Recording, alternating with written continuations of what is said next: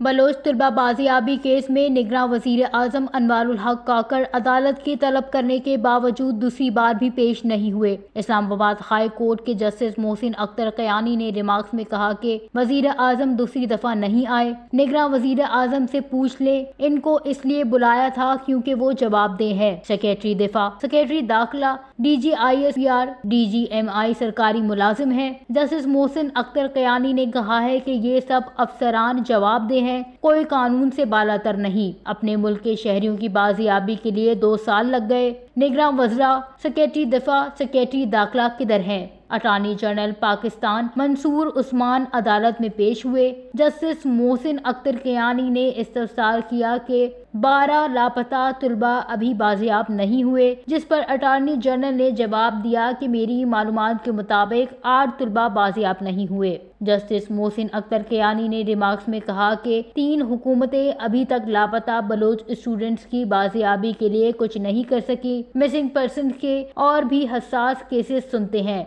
या फिर रियासती इदारे जबरी गुमशुदगियों के जिम्मेदार हैं, या आप इन अफराद के खिलाफ क्रिमिनल केसेस की तफसीलात बताएं। ये लोग खुद भाग गए या किसी तीसरे ने अगवा किया। इस सूरत में फिर रियासती इदारों की नाकामी है। अटॉर्नी जनरल ने अदालत से इस्तदा की है कि नई हुकूमत आएगी, इन्हें पॉलिसियां बनाने का वक्त दे, जिस पर जस्टिस मोहसिन ने इफ्तिसार किया कि वो क्या ही कहेंगे कि जबरी गुमशुदगियां होनी चाहिए। कुछ इदारों को जो इस्तिस्ना मिला हुआ है वो नहीं मिलना चाहिए। जस्टिस मोहसिन अख्तर कयानी ने कहा कि deputy commissioner Islamabad MPO orders को गलत इस्तेमाल कर रहे हैं। अब अदालती फैसले के बाद वो तौहीन अदालत केस का सामना कर रहे हैं। अदालत ने 28 फरवरी की समाअत में निगरान वजीर आजम अनवारुल हक काकड़, वजीर दाखिला और वजीर दिफा को तलब कर लिया।